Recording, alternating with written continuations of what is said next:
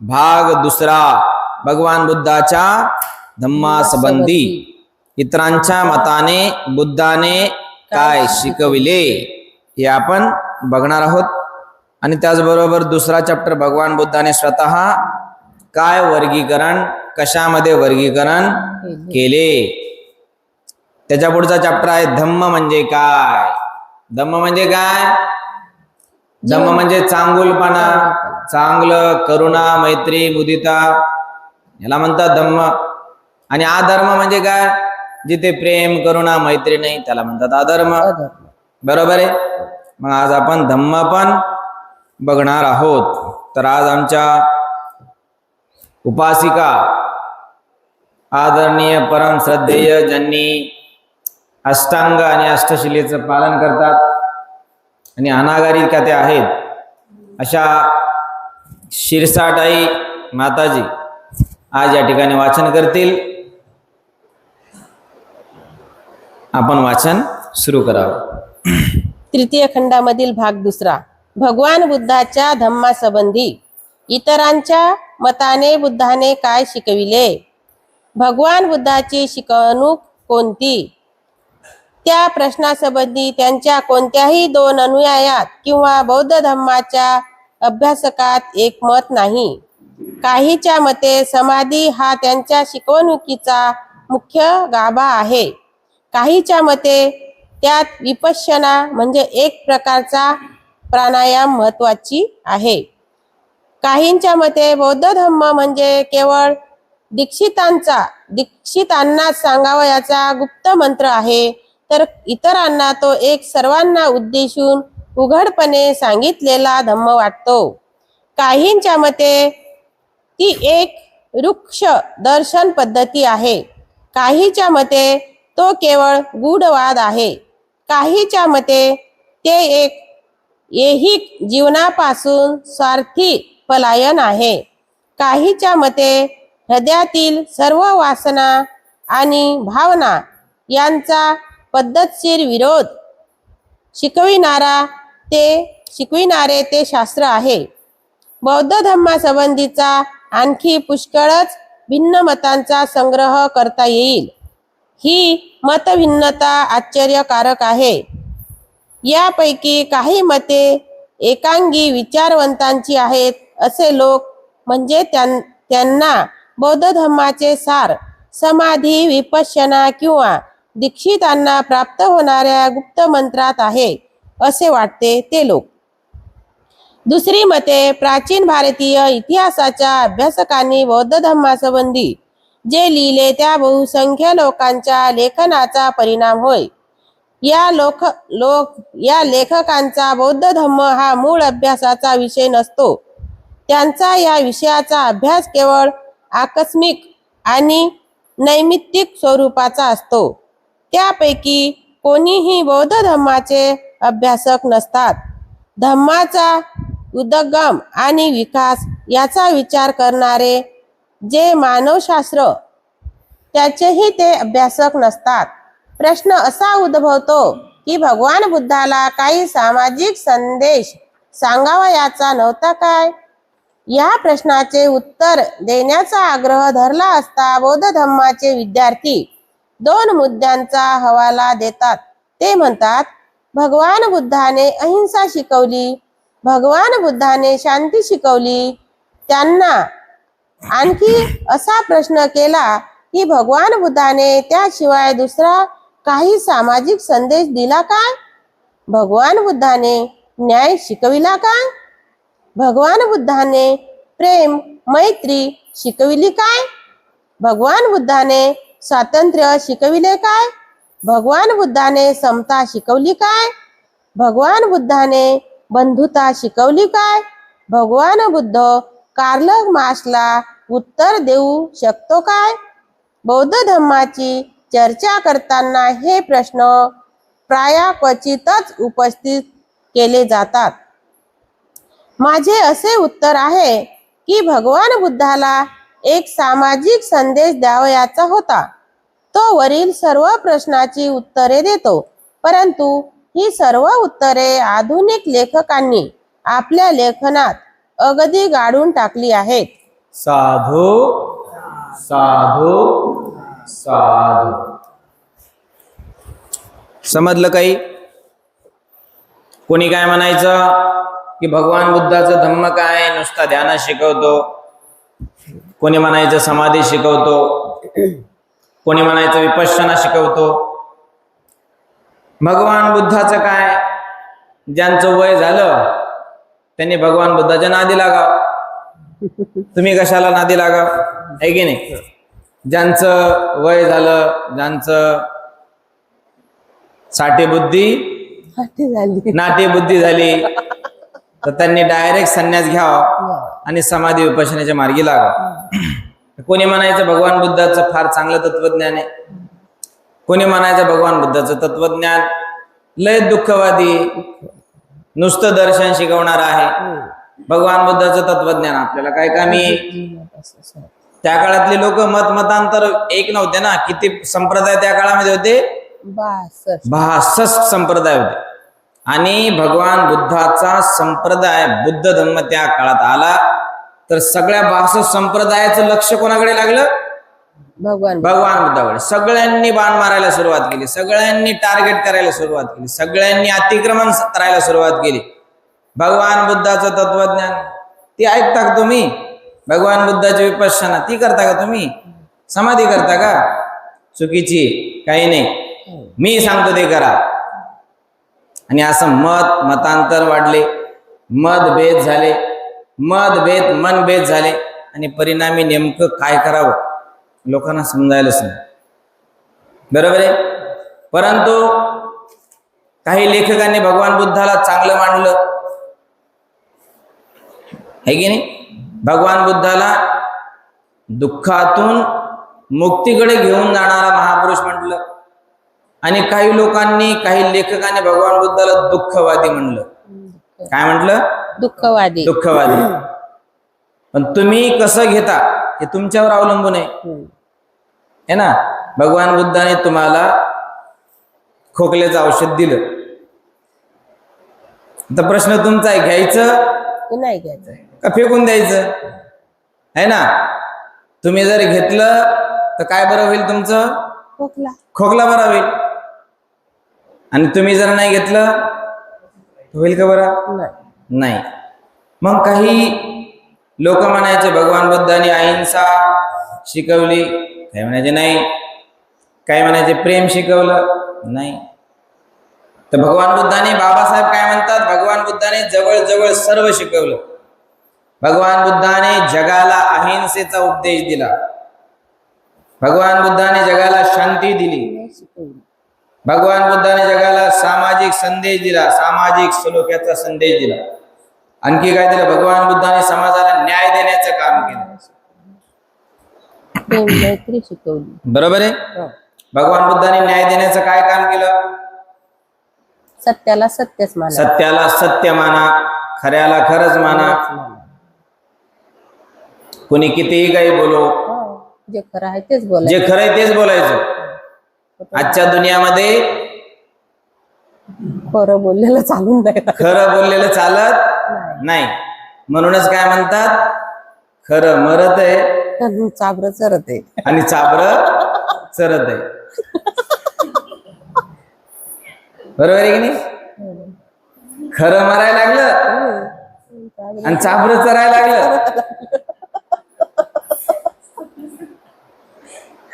इथं पण तशीच गत आहे की नाही?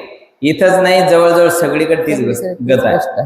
भगवान बुद्धाने न्याय देण्याचा काम. त्या काळामध्ये न्याय कसा दिला? भगवान बुद्धाने ब्राह्मण, क्षत्रिय, वैश्य, शूद्र असंच मांडलं का? नाही, न्याय दिला. नाही, तुम्ही माणसं आहात, माणसासारखं राहा, सगळेच माणसं आहेत. काय ब्राह्मण क्षत्रिय, तुम्हाला डोळे त्यांना डोळे, तुम्हाला हात त्यांना हात, तुम्हाला पाय त्यांना हात, तुम्हाला तेवढीच बुद्धी त्यांना तेवढीच बुद्धी. ते चालू बोलू लिहू शकतात, तुम्ही चालू बोलू लिहू शकतात. काय विषमता दिसते, काय असमानता दिसते? सर्व समान, विषमता दूर. अशा प्रकारचा न्याय भगवान बुद्धाने दिला. भगवान बुद्धाने जगाला मैत्री आणि प्रेम शिकवलं, नाही शिकवलं? शिकवलं. स्वातंत्र्य दिलं भगवान बुद्धाने सर्वांना, तुम्ही सर्व स्वतंत्र आहात. भगवान बुद्धाने समता शिकवली, विषमता दूर केली. भगवान बुद्धाने बंधुता, ब्रदरहुड, मैत्रीभाव, बंधुभाव, बरोबर आहे की नाही, शेजार धर्म शिकवला, काय खरं काय खोटं हे तुम्हाला विचार करायला भाग पाडलं. म्हणून बंधुभाव, बंधुत्व महत्वाचं आहे की नाही. आपण बंधुभाव शिकलाच पाहिजे. बंधुभाव म्हणजे आपले सर्व बंधू आहेत आणि आपल्या सर्व भगिनी आहेत, याला म्हणतात बंधुभाव. आणि सर्व भगिनी आहेत त्याला म्हणतात भगिनी भाव. भगिनी भाव. काय म्हणतात? भगिनी भाव. बंधुभाव अरे बाबूनी आणि बघून आणि बघून भाव. बघू ना भाव. भगवान बुद्ध कार्ल मार्क्सला उत्तर देऊ शकतो काय? हा देऊ शकतो. कार्ल मार्क्स काय सांगतो? समाजामध्ये उच्च निस्ता आहे की नाही. कार्ल मार्क्स म्हणतो हॅव्ज अँड हॅव्ज नॉट, अहिरे वर्ग आहे नाहिरे वर्ग आहे. अहिरे वर्ग म्हणजे काय? ज्यांच्याकडे सर्व आहे, धन दौलत संपत्ती पाणी बिल्डिंग माडी गाडी जंगम स्थावर सगळं मालमत्ता आहे. आणि नाहिरे म्हणजे काय? हॅव्ज नॉट वर्ग म्हणजे काय? त्यांच्याकडे काहीच नाही, म्हणजे शूद्र आणि शूद्राती शूद्र असा वर्ग म्हणजे नाहिरे वर्ग. नाहिरे ज्यांच्याकडे काही नाही रे, ज्यांच्याकडे घरी काहीच नाही, ज्यांच्याकडे शिक्षण नाही, ज्यांच्याकडे आरोग्य, ज्यांच्याकडे अन्न वस्त्र निवारा नाही, ते नाही रे. ज्यांच्याकडे अन्न वस्त्र निवारा आहे ते आहे रे. तर भगवान बुद्ध एखादा जरी नाहिरे वर्गातला असला, नाहिरे म्हणजे ज्याच्याकडे काहीच नाही, तर अशाला देखील धम्म शिकवतात आणि त्याला पण आहिरे वर्गामध्ये आणून सोडतात. एखादा शूद्र असला त्याला शील समाधी प्रज्ञा शिकवतात, म्हणजे नाहिरे वर्गात असलेले, आणि त्यांना कोणत्या वर्गात आणून बसवतात? आहिरे वर्गात आणून बसवतात. म्हणजे भगवान बुद्ध कार्ल मार्क्सला उत्तर देऊ शकतात. बौद्ध धम्माची चर्चा करताना अनेक प्रश्न क्वचित उपस्थित केले जातात. तर बाबासाहेबांच्या दृष्टीने देखील आधुनिक लेखकांनी काय केलेलं? भगवान बुद्धाला गाडायचाच प्रयत्न केलेला, बरोबर आहे. आणि आपला हिंदू बहुसंख्याक मेजॉरिटीने आपला पॉप्युलेटेड कंट्री आहे, त्याच्यामुळं नेहमीच भगवान बुद्धाला अंडर एस्टिमेट करायची नेहमीच प्रयत्न झालेले आहेत. पण we can't underestimate the power of Buddha, बरोबर. म्हणून या सर्व प्रश्नाचे भगवान बुद्ध उत्तर देतात. पुढे नेक्स्ट चॅप्टर 2. भगवान बुद्धाने स्वतः केलेले वर्गीकरण. भगवान बुद्धाने आपल्या धम्माचे एक वेगळेच वर्गीकरण केले आहे. पहिल्या वर्गाला त्याने धम्म ही संज्ञा दिली. त्याने एक नवा वर्ग निर्मिला आणि त्याला अधम्म असे नाव दिले. तथापि तो धम्म ह्याच नावाने ओळखला गेला. त्याने तिसराही एक वर्ग निर्मिला आणि त्याला सद्धम्म अशी संज्ञा दिली. भगवान बुद्धाचा धम्म समजण्यासाठी धम्म अधम्म आणि सद्धम्म या तीनही वर्गाची ओळख करून घेतली पाहिजे. भाग 3. धम्म म्हणजे काय? एवढंच होतं का ते? थोडंच होतं. अच्छा, ठीक आहे. भगवान बुद्धाने स्वतः केलेले वर्गीकरण. कोणत्या 3 वर्गामध्ये वर्गीकरण केलेले?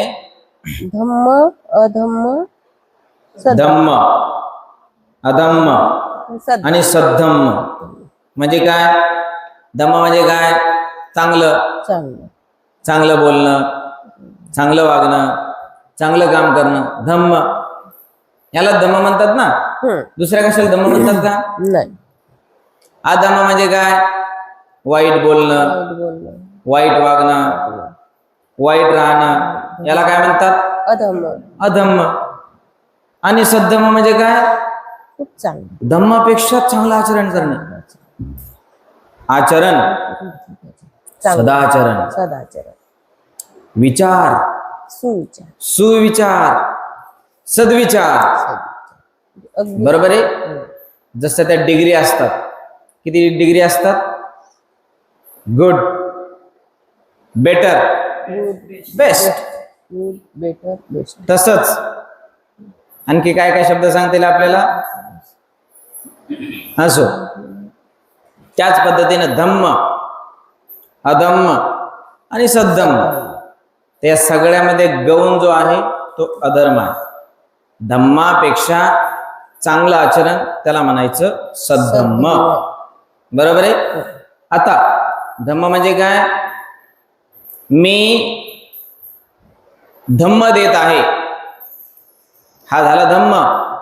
परंतु तुम्ही ते ऐकत आहात, धारण करत आहात आणि त्याचं आचरण देखील करत आहात, हा झाला सद्धम्म. बरोबर आहे. धम्माच्या पुढचा विचार ज्याच्यामध्ये येतो त्याला म्हणतात सद्धम्म. ओके. विचार, सुविचार, सद्विचार, धम्म, सद्धम्म, परमधम्म वगैरे वगैरे. हा, पुढे भाग तिसरा. धम्म म्हणजे काय? जीवन सुचिता राखणे म्हणजे धम्म. जीवन सुचितेचे 3 प्रकार आहेत. देहसुचिता म्हणजे काय? माणसाने हिंसा, चोरी आणि मिथ्याचार यांच्यापासून विरत होणे याला देहसुचिता म्हणतात. वाक्सुचिता म्हणजे काय? वाक्सुचिता म्हणजे असत्य भाषणापासून विरत होणे. आणि मनसुचिता म्हणजे काय? मनसुचितेत मना नाही मन. मनसुचितेत भिक्षूला कामवासना झाल्यास कळते की आपल्यामध्ये वैषयिक कामवासना उत्पन्न झाली आहे, आणि जर तशी उत्पन्न झाली नसेल तर तेही त्याला कळते. वा. त्याप्रमाणेच आता उत्पन्न न झालेली कामवासना कशी उत्पन्न होते आणि तशी उत्पन्न झाल्यावर तिचा त्याग कसा करता येतो आणि अशी कोणत्या प्रकारे पुढे कधीही उत्पन्न होणार नाही, हे सर्व त्याला कळते. त्याच्या ठिकाणी द्वेष, व्यापात उत्पन्न झाल्यास त्याला कळते. त्याप्रमाणेच द्वेषाचा उद्भव, त्याचा त्याग आणि भविष्यात द्वेष कसा उत्पन्न होणार नाही, हे सर्व त्याला कळते. त्याच्या ठिकाणी आळस, तंद्रा, उद्धटपणा, शंका, गोंधळ उत्पन्न झाल्यास त्याची त्याला जाणीव होते. त्याप्रमाणेच या सर्व मानसिक दुःस्थितीचा उद्गम कसा होतो, त्याचा त्याग कसा करता येतो आणि तद्विरहित चित्तस्थिती कशी साधायची असते याचे ज्ञान असणे म्हणजेच मानसिक सुचिता. जो काया वाचा मन शुद्ध पवित्र आहे, जो निष्पाप, स्वच्छ आणि पावित्र्ययुक्त आहे, त्याला लोक निष्कलंक म्हणतात. सुचितेचे 3 प्रकार आहेत. कायेची, वाचेची आणि मनाची सुचिता. कायेची सुचिता म्हणजे काय? काया सुचितेत मनुष्य हिंसा, चोरी, काम, मिथ्याचार यापासून परावृत्त होतो, याला काया सुचिता म्हणतात. वाक सुचिता म्हणजे काय? वाक सुचितेत मनुष्य असत्य आणि व्यर्थ बडबड यापासून दूर राहतो, त्याला वाक सुचिता म्हणतात. मनसुचिता म्हणजे काय? मनसुचितेत मनुष्य लोभ आणि ईर्ष्या यापासून परावृत्त होऊन सम्यक दृष्टी धारण करतो, याला मनसुचिता म्हणतात. सुचितेचे हे 3 प्रकार आहेत. 5 प्रकारच्या दुर्बलता आहेत. कसं काय? हो ना, ठीक आहे. उद्या पेन आणा, लिहून घे तेवढं वाटलं. वाचा. 5 प्रकारच्या दुर्बलता आहेत, त्या साधनेला बाधक ठरतात. त्या कोणत्या? जीवहिंसा, चोरी, काम, मिथ्याचार, असत्य भाषण, आळस, वाढविणाऱ्या मद्याचे सेवन. ह्या 5 दुर्बलता साधनेतील अपयशाची 5 कारणे आहेत. साधनेतील ह्या 5 बाधा दूर केल्यावर 4 प्रकारच्या सावधानतेचा स्मृती उपस्थानांचा मनात उद्भव घडेल असे वागले पाहिजे. पहिल्या सावधानतेत भिक्षू ऐहिक जीवनातील सर्वसामान्य असा लोभ आणि असंतोष यावर विजय मिळवून प्रयत्नपूर्वक जागरूकतेने आणि स्वाधीन चित्ताने कायेला तो केवळ काया असे मानून कायानुपश्यना करीत जीवन व्यतीत करतो. वेदनांना त्या केवळ वेदना आहेत असे मानून वेदनानुपश्यना करीत जीवन व्यतीत करतो. चित्त हे चित्त आहे असे मानून चित्तानुपश्यना करीत जीवन व्यतीत करतो. चित्तात उत्पन्न होणारे विचार धर्म ते केवळ चित्त धर्म आहेत असे मानून धर्मानुपश्यना करीत प्रयत्नपूर्वक जागरूकतेने आणि स्वाधीन चित्ताने सर्वसामान्य लोभ आणि असंतोष यावर विजय मिळवितो. जेव्हा साधनेतील 5 दुर्बलता दूर होतात तेव्हा 4 सावधानतांचा स्मृती उपस्थानांचा उदय होतो. साधू साधू साधू. सुचिता किती आहेत? 3. हा, किती असतात सुचिता? 3. 3. वाक सुचिता. एखाद्या मुलीचं नाव ऐकलं का सुचिता तुम्ही? हो ऐकलेलं आहे. ऐकलेले ना? सुचिता म्हणजेच काय? शुद्धता. शुद्धता. त्यालाच काय म्हणतात? पवित्रता म्हणजे सुचिता. एखाद्या वेळेस जर कोणी नाव विचारलं काय ठेवा मुलीचं नाव, तर त्याला काय सांगायचं? सुचिता. सुचिता है ना? सुचिता म्हणजे शुद्धता. शुद्धता. किती प्रकारचे असतात? 3 प्रकार. एक म्हणजे शरीराची शुद्धता, दुसरी म्हणजे वाचेची शुद्धता आणि तिसरी म्हणजे मनाची शुद्धता. याला म्हणतात 3 सुचिता. आणि 3 असुचिता पण आहेत. 3 असुचिता कोणत्या? याच्या विरुद्ध. देह सुचिता नसणे, वाक सुचिता नसणे, मन सुचिता नसणे. देह सुचिता म्हणजे काय? शरीराची शुद्धी. शरीर शुद्ध नसणे. आपण आपल्या शरीराने देहाने जेही काही वाईट काम करतो ते काम न करणे, हे त्याला म्हणतात देहसुचिता. काय म्हणतात? देहसुचिता. मग आपण आपल्या शरीराने काय काय पाप करतो? हिंसा करतो ना? हिंसा कशाने करतो आपण? हाताने करतो, हा, पायाने करतो, डोक्याने करतो की नाही? कशाने पण करतो, पण शरीराने करतो ना हिंसा. म्हणून ही देहाची सुचिता, असुचिता आहे. परंतु आपण हिंसा करू पण नाही ना. आपल्या मनामध्ये 2 विचार असतात. एक हिंसा करणे आणि दुसरी न करणे. याला म्हणतात देहसुचिता. म्हणजे आपल्या शरीराकडून जेही काय असे पाप होणारे असतात ते न करणे, त्याला म्हणतात देहसुचिता. वाक्सुचिता म्हणजे काय? मनुष्य असत्य आणि वाचेची शुद्धता. आपण हे बघितलेले ना, आर्य अष्टांगिक मार्ग. ओपन करा आर्य अष्टांगिक मार्गाचं पेज, त्याच्यावरती तुम्हाला दिसून येईल लगेच. देह सुचिता आर्य अष्टांगिक मार्गामध्ये देह सुचिता कोणत्यामध्ये येते? देह सुचिता मला वैदिक दिशेने येत नाही दिसायचं. कशामध्ये येते?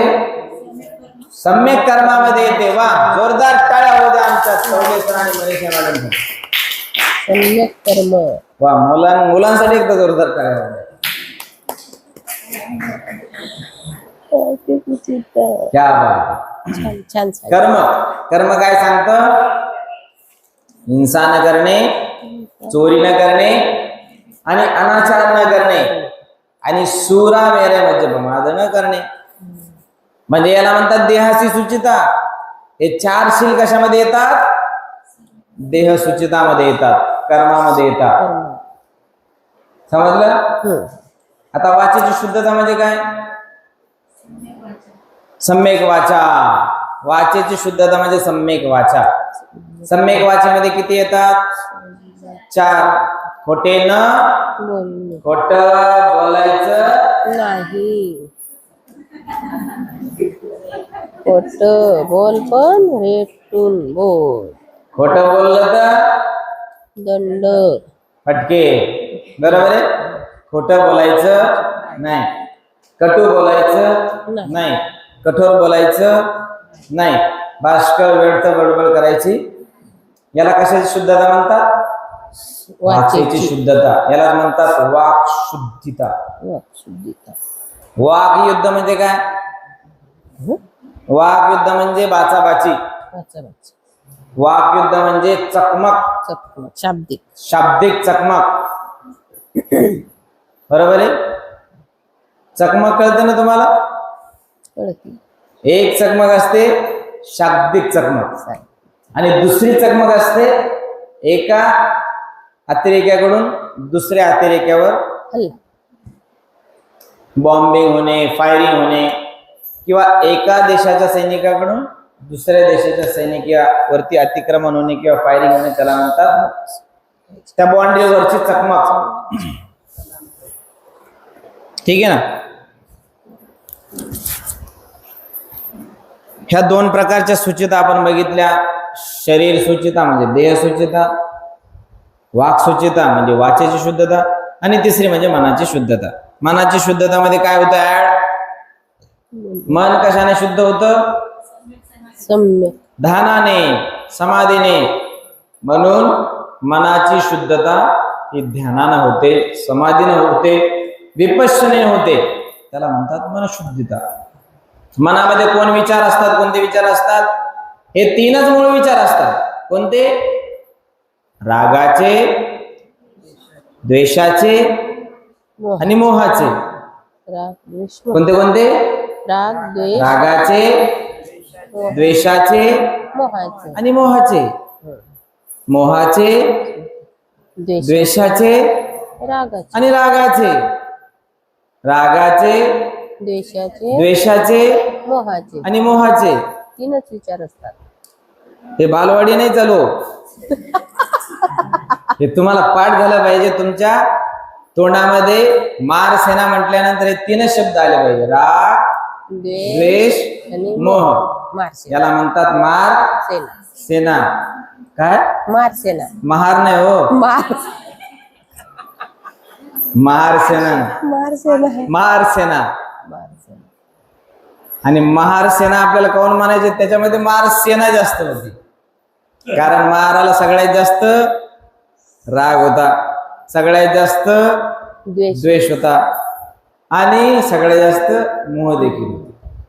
बरोबर आहे. म्हणून आपले लठ्ठ धट्ट हट्टे कट्टे 1818 युद्ध आपण जिंकलेले जोक आहे का? ओके. परंतु आता आपल्याला ते ठेवायचे. अभी स्ट्रीट वार का, स्टेज वार का जमाना बदल नहीं. अभी पेन वार का, ब्रेन वार का जमाना जमाना है. ठीक आहे. हा, यालाच म्हणतात मनशुद्धिता.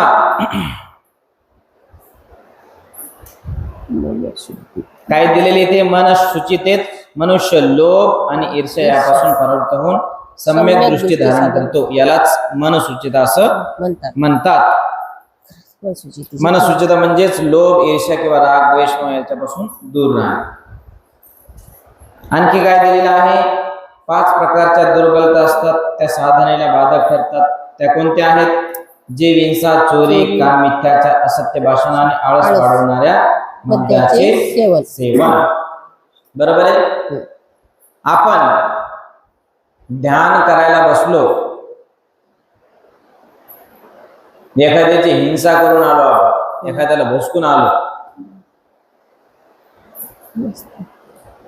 पोटात, तो तिकडे तडफड करायला लागला आणि इकडं आपण तुमचं ध्यान लागेल का? तुम्ही लय मोठी अशी चोरी करून आले, हा चोरी तर केली पण महाचोरी केली, चोरी तर केली पण तुम्ही भ्रष्टाचार केला, भ्रष्टाचार केला, त्याही पुढे जाऊन तुम्ही स्कॅम केला,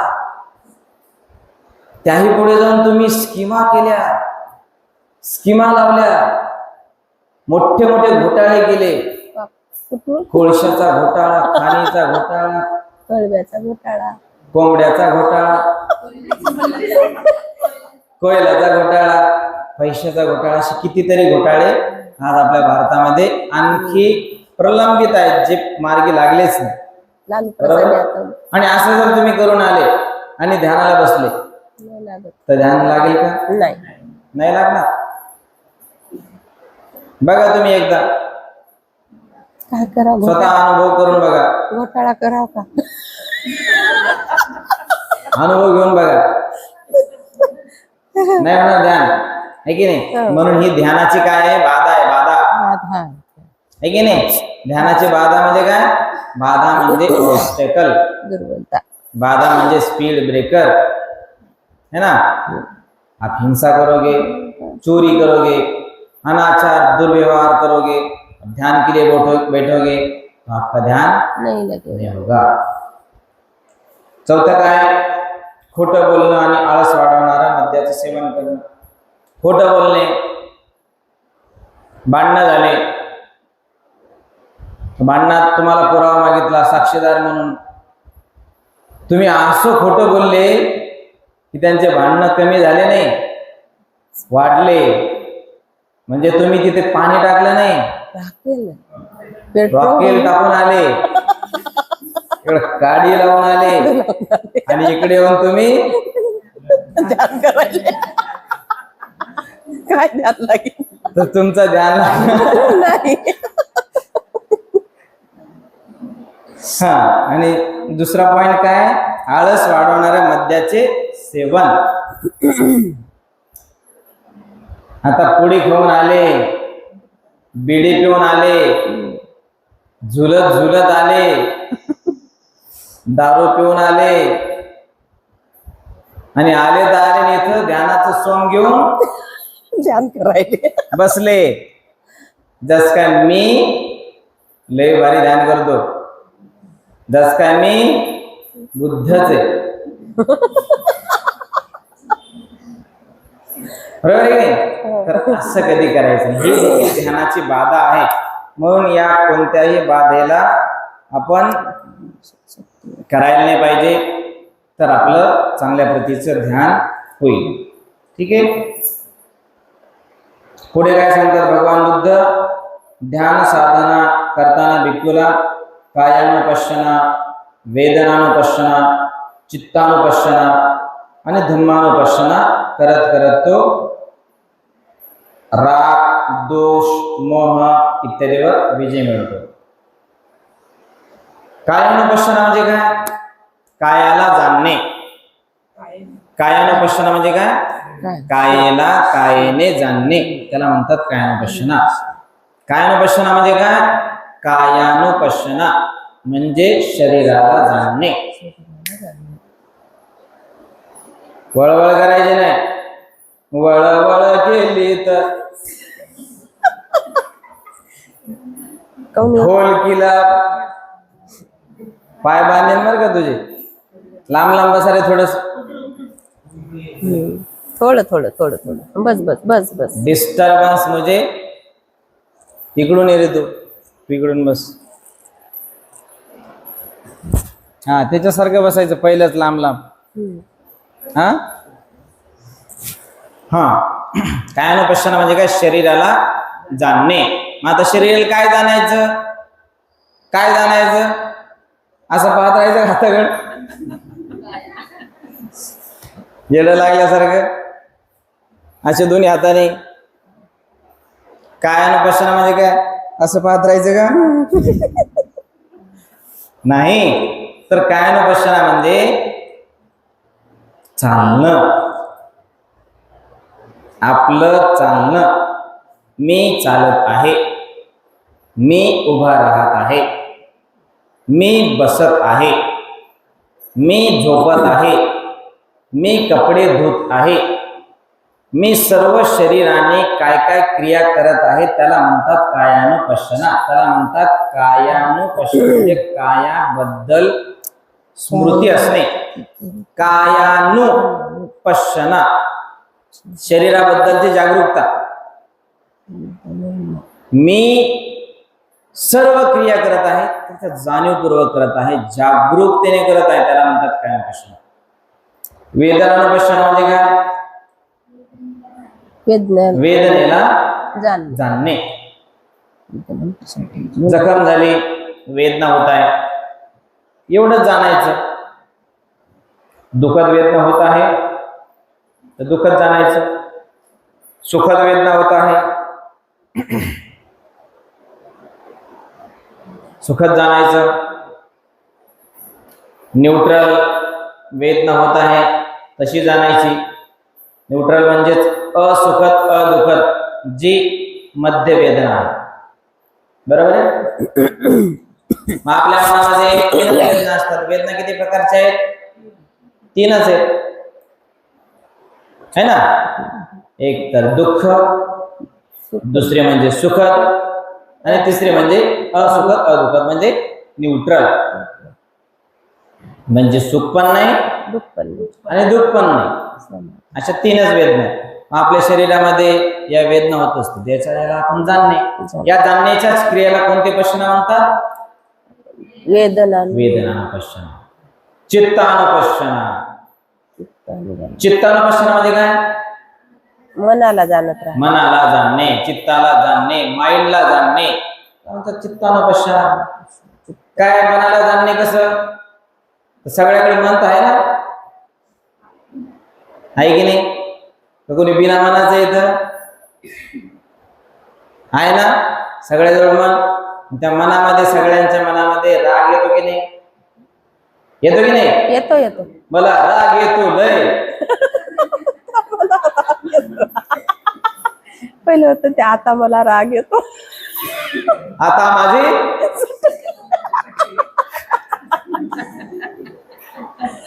मला राग येतो लय, त्यालाच म्हणतात माझ्या मनामध्ये राग येतो. आपल्या मनामध्ये तीन शत्रू नेहमी वास करत असतात. एक म्हणजे राग, द्वेष, मोह. बरोबर आहे? राग, द्वेष, मोह. तसं आपल्या घरामध्ये नेहमी लाईट चालू असते, एक फ्रीज चालू असतं, दोन पंखा चालू असतो, तीन हे घरामध्ये नेहमी चालू असणाऱ्या गोष्टी आहे ना.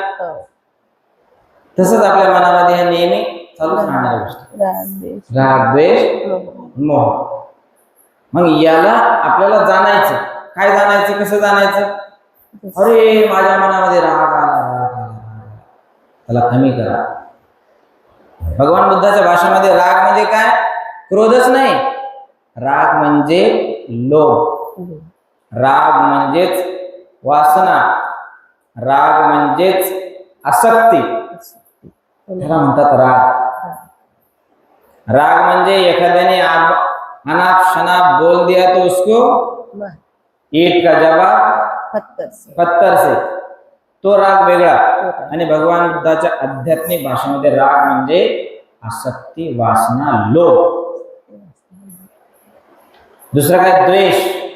द्वेष म्हणजे काय? सूडबुद्धी, सद्बुद्धी नसणे, कुबुद्धी, विवेक बुद्धी नसणे, त्याला म्हणतात द्वेष. तिसरं काय? मोह. मोह म्हणजे काय? एखाद्या गोष्टीचा एकदम अट्रॅक्शन असणे, त्याला म्हणतात मोह. मोह म्हणजे काय? एक प्रकारचा अहंकार, एक प्रकारचा मीपणा, एक प्रकारचा गर्विष्ठपणा, त्याला म्हणतात मोह. एक प्रकारचं आकर्षण. मला एखाद्याचा ड्रेस फार आवडतो, पाहिजेच मला, पाहिजे. लगेच तुम्हाला पाहिजे, त्याला म्हणतात मोह. मोह. तुमचा चष्मा फारच सुंदर आहे, तुमचा तो मला पाहिजे. तुम्हाला पाहिजे, हा झाला मोह. मोह. तुमचे केस फारच सुंदर आहे, माझे नाही. हा झाला मोह. तुमचे दात मला दात दिसतच नाही, ते मोतीच्या पंक्ती आहेत. हा झाला मोह. मोह. बरोबर आहे की नाही? मोह असा एक ना अनेक प्रकारचा असतो आणि हा मोह आपल्याला अट्रॅक्शन तयार करतो आणि माणूस त्या प्रवाहात वाहत जातो. दॅट इज मीन्स मोह. मोह आणि प्रेम मध्ये फार फरक आहे. मोह म्हणजे काय? पाहिजे, मला गुलाबाचं फुल दिसलं, तो एक मोह झाला. ते लगेच आपल्याला घेतच तोडून तोडून घ्या वाटतं, मुंडकं तोडून घ्या वाटतं. त्याला म्हणतात मोह. मोह. आणि प्रेम म्हणजे काय? अरे गुलाबाचं फुल आहे, वा किती छान दिसते, सो ब्युटिफुल, सो एलिगंट. काय काय ते? जस्ट लाईक वा.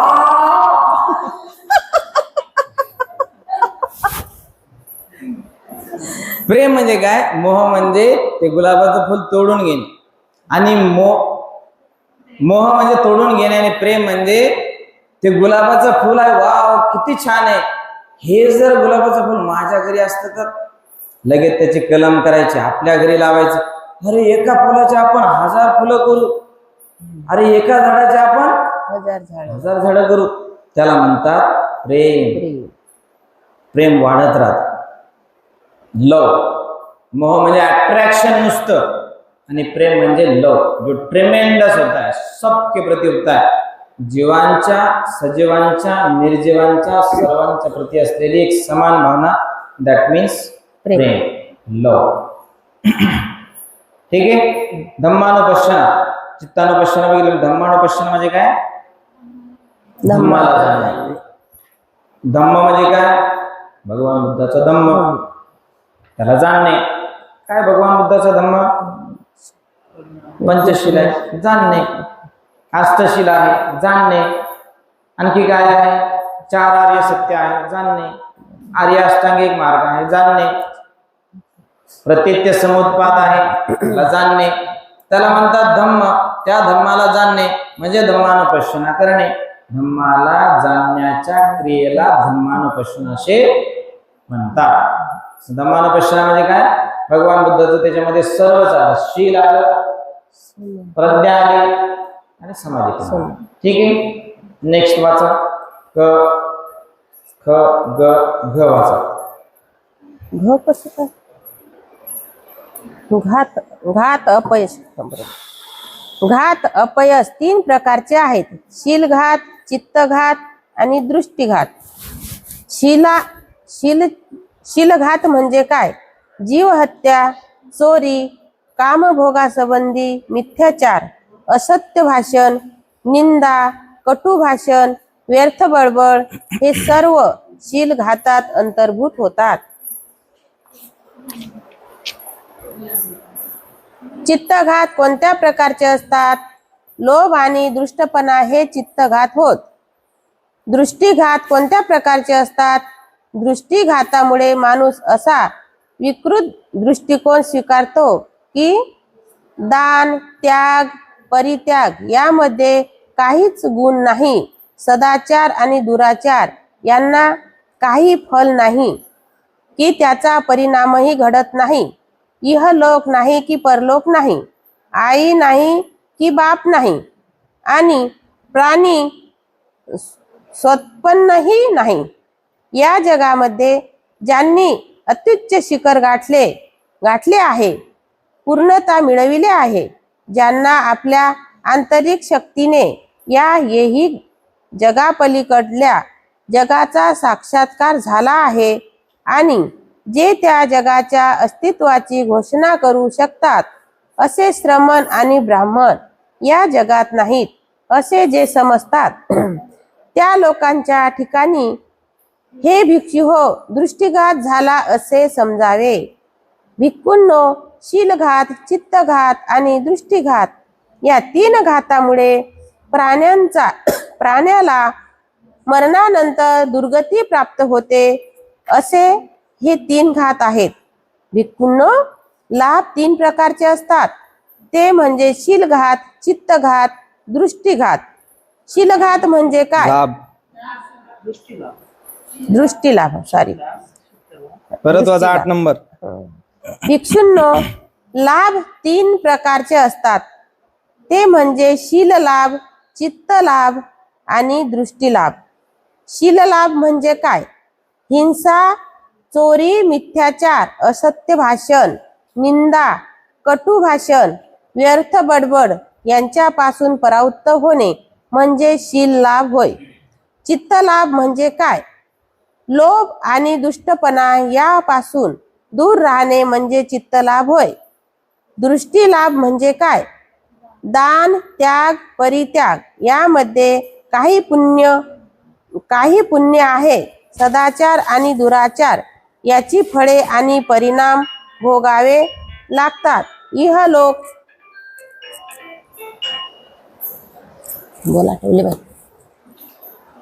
इहलोक आणि परलोक आहे. आई बाप आणि स्वतःपन्न प्राणी आहेत ज्यांना या जगापलीकडील दुसऱ्या जगाचा साक्षात्कार झाला आहे आणि जे अशी त्यांची घोषणा करू शकतात असे श्रमण आणि ब्राह्मण आहेत. अशी दृढ समजूत म्हणजे दृष्टीलाभ. भिक्षूंनो, या समजुतीला दृष्टीलाभ म्हणतात. या 3 लाभामुळेच प्राण्याला शरीर नाशानंतर दैववाद आणि स्वर्गीय सुगती लाभते. भिक्खूंनो, असे हे 3 लाभ आहेत. वा, साधू, छान. आता मी विचारतो तुम्हाला, याच्यामध्ये वाचल्यानंतर काय समजलं? असं आपण चित्तानं जे काही असं वाईट कर्म करतो बर, त्याचं घात किती आहेत? 3. कोणते? शीलघात, चित्तघात आणि शीलघात, चित्तघात, चित्तघात, दृष्टीघात. घात, शीलघात, चित्तघात. अर्थाचा अनर्थ करू नका फक्त. आणि नाही तर शीलघात, चित्तघात, दृष्टीघात, सगळा भात खाऊन घ्या भात करून. शीलघात म्हणजे काय? शील. Very good. शीलघात म्हणजे शील म्हणजे काय? चांगलं. चांगलं. घात म्हणजे काय? दृष्ट, वाईट. वाईट नाही, त्याचा घात झाला. शिलाचा घात झाला. कशाचा घात झाला? शिलाचा घात झाला. शिलाचा घात झाला. भ्रष्ट झाला. शिलाचा घात झाला. बाईचा घात झाला. शिलाचा.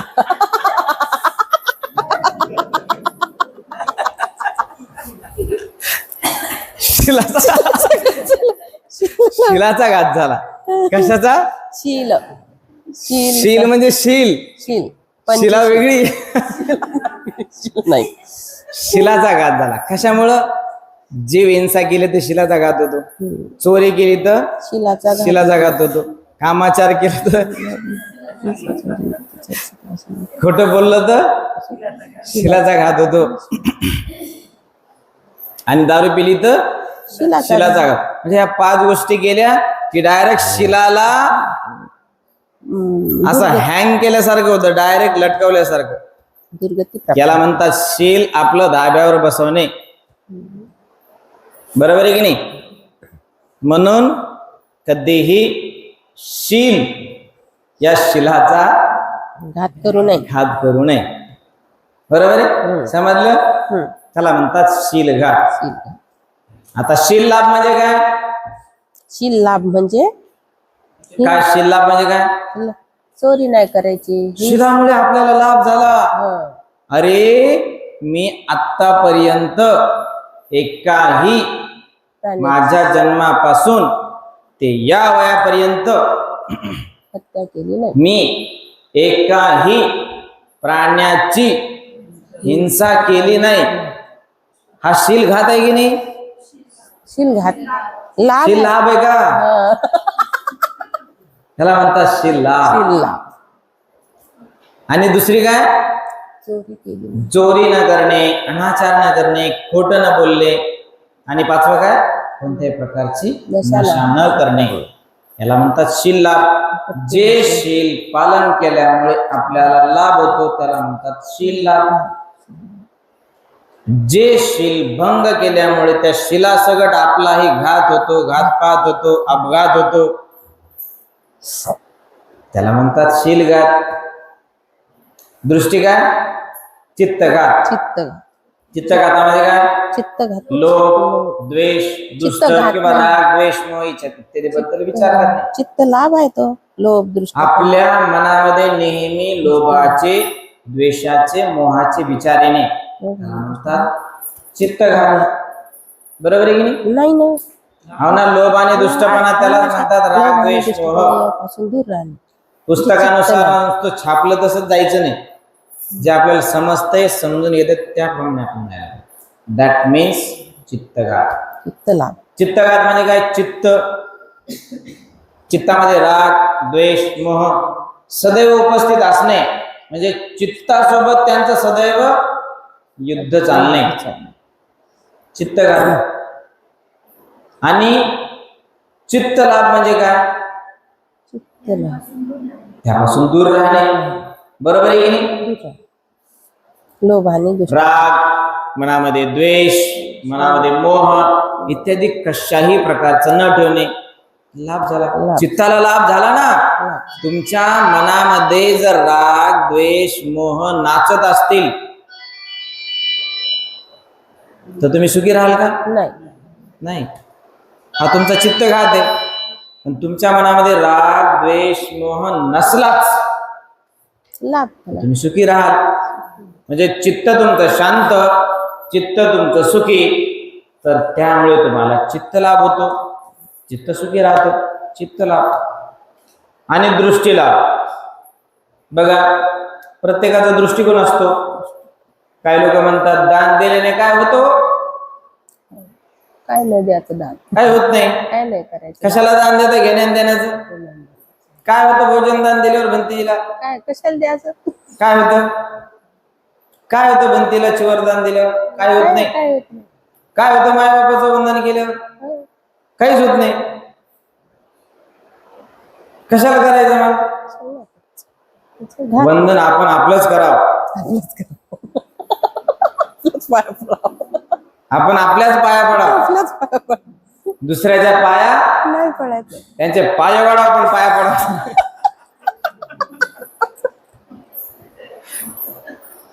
खेकड्यासारखं राहावं, पण माणसासारखं माणसाने कधी राहू नये.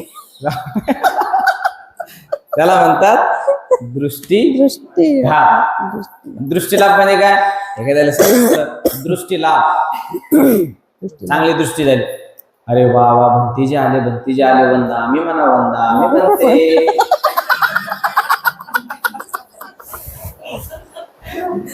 बरोबर आहे का? बरोबर आहे. अरे भंतीजी आले, चला वंदा, मी म्हणते. लगेच भंतीजी म्हणतात सुखी हो, तुमचं मंगल हो, तुमचं लवकर कल्याण हो. कल्याण. मग बनते सांगतात की दान द्या, मग फळदान द्या, भोजन दान द्या, चिवर दान द्या. द्यायचं तर द्या.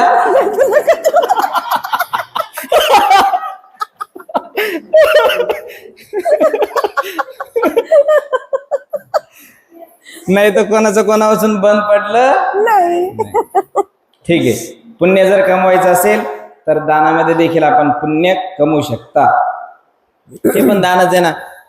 रिंकू आमची मला ज्यूस आणते, हे कोणी काय आणलं, ठोक्या आहे लिंबू पाणी आणलं है ना. भोजन दान देता, कोणी फळदान देतं, हे पुण्यच आहे ना. आणि वर्षावासामध्ये असं छोटं छोटं पुण्य करत राहायला पाहिजे. भंतेजी आले की त्यांना आपल्या हातून काही ना काहीतरी मिळालं पाहिजे. या वर्षावासामध्ये मी असं म्हणत नाही भंतेजींना दान द्या. काय म्हणतो मी? भंतेजींना वर्षावास काळामध्ये दान द्या, म्हणजे तुमचं पुण्य वाढेल.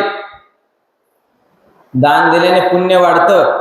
दान दिल्याने निस्वार्थ भाव वाढतो. दान दिल्याने स्वार्थी भावना कमी होते. दान दिल्याने परमार्थ वाढतो. माणसातला अहंकार, गर्व, मीपणा कमी होतो. म्हणून विसा वैसा बाबासाहेब म्हणतात, आपला समाजाला समाजाकडून घेतलेला आपण तो अवश्य दिलाच पाहिजे. असं नाही, दान दिलंच पाहिजे. दिल्याने वाढतं आणि न दिल्याने तसंच साठवल्याने जसं एखादं डबकं त्याच्यामध्ये नंतर शेवाळ होतं, नंतर पाणी घाण होतं आणि नंतर ते पाणी आटून जात. बरोबर आहे. पण दान दिल्याने आपलं दान वाढत राहत. बघा, नदी स्वतः एका गंगा नदीचा उगम गंगोत्री इथून झाला. तिथून ते एकदम छोटी नदी, परंतु नंतर इतकी मोठी बनते, ती इतकी मोठी बनते. कशामुळं? स्वतःच्या बळावर. स्वतः पाणी एवढं वाहत वाहत वाहत तिनं आपलं रुंदीकरण केलं आणि आज ती भारतातली मोठी नदी आहे. मग ती नाईल असेल, ती ॲमेझॉन असेल, ती मिसिसिपी नदी असेल किंवा कोणत्याही नदी असेल, बरोबर आहे की नाही? म्हणजे आपली गंगा, महाराष्ट्रातली सर्वात मोठी नदी कोणती? गंगा. Very good. गोदावरी आहे. भारतातली सगळ्यात मोठी गंगा आहे. सांगायचं तात्पर्य, दान दिल्याने असं वाढत राहतं आणि वाढत राहायला पाहिजे. आणि हे तुम्हाला कधी ना कधीतरी रिटर्न मिळतं. आम्ही तुम्हाला सांगतो दान द्या असं नाही, आम्ही पण प्रसंगी आम्हाला पण द्यावंच लागतं. कारण त्याचा उद्देश शुद्ध असला पाहिजे, हेतू शुद्ध असला पाहिजे. खूप मिळतं, खूप मिळतं, अनंत मिळतं, अनंत मिळतं, अनंत मिळतं, जे सांगताही येत नाही. बरोबर आहे. तुमच्याकडे 1 रुपया असेल तो द्या. मी नेहमी बुद्धगयाला जायचो ना, अंगुलीवर भंती जेवढे पैसे साचले चिल्लरचे ते माझ्याकडे द्यायचे. म्हटलं काहून? बाबा भंतेजी म्हणायचे की ट्रेनमध्ये तुला बुद्धगयाला इकडे तिकडे जर कोणी तुला भिकारी दिसला तर त्यांच्या हातामध्ये पैसे ठेवायचे. आणि विहारामध्ये बरेचदा फळे येतात, भरपूर फळे येतात, पडूनच राहतात, असे खराब होतात. ते एकट्याने कधीच भंतीने फळं नाही खाली, सगळ्यांना वाटून खाली, सबके साथ. जे कोणी विहारात आलं तर त्यांना फळं वाटून द्यायचं. आजपर्यंत इथं बसलेल्यापैकी बऱ्याच जण फळं दिले का? मी दिले, ठेवले, सगळेच असतील, सगळ्यांना फळं दिली. विहारामध्ये जेही काय द्या. असं नाही, दान फक्त अर्थदानच नाही, तर दानाचं स्वरूप असं नाही फक्त पैशाने. दानाचं स्वरूप फार वास्ट आहे, फार मोठं आहे, फार भव्य आहे. मग ते रक्तदान असेल किंवा हार्ट डोनेशन असेल किंवा ब्लड डोनेशन असेल, आय डोनेशन असेल, सगळ्या दृष्टीनं दान म्हटलं जातं. तुम्ही दान न देता परमार्थ करू शकत नाही. तुम्ही दान पारमिता न करता तुम्ही बुद्धत्व किंवा मोक्ष मुक्ती तुम्हाला प्राप्त होऊ शकत नाही. म्हणून दान तुम्हाला निस्वार्थ करतं. मनाला शुद्ध करायचं असेल तर ध्यानाने, धनाला शुद्ध करायचं असेल तर ते दान. ठीक आहे. हा, पुढे वाचू. जीवनात पूर्णता साधणे म्हणजे धम्म. जीवनात पूर्णता साधणे म्हणजे धम्म होय. 3 प्रकारच्या पूर्णता असतात: कायिक, वाचिक आणि मानसिक. मानसिक पूर्णता कोणत्या प्रकारची असते? आसवे अथवा चित्तमल पुरा नष्ट होऊ द्या. जीवनात संपूर्ण चित्त विमुक्तीचा अनुभव घेणे, प्रज्ञेने आसवापासून विमुक्ती मिळवून त्याच अवस्थेत सतत वर्तने ह्यासच मानसिक पूर्णता म्हणतात. आणखी हे पारमिता आहेत आणि भगवान बुद्धाने त्या सुभूतीला सांगितल्या. सुभूती बोधिसत्वाची दान पारमिता कोणत्या प्रकारची असते? तथागत बोधिसत्व चित्ताच्या अवस्थाची जाणीव ठेवून अंतर्बाह्य वस्तूचे दान करतो आणि त्या सर्व प्राणी मात्रांना दिल्यावर बोधीला त्या अर्पण करतो. दुसऱ्यांनाही तो असे करण्याची प्रेरणा देतो. कुठल्याही वस्तूबद्दल त्याच्या मनात आसक्ती नसते. ह्या अवस्थेला दान पारमिता म्हणतात. वा, याला परत वाचा आता 5 नंबर पासून. आणखी ही पारमिता आहेत आणि भगवान बुद्धाने त्या सुभूतीला सांगितल्या. सुभूती भगवान बुद्धाची दान पारमिता कोणत्या प्रकारची असते? तथागत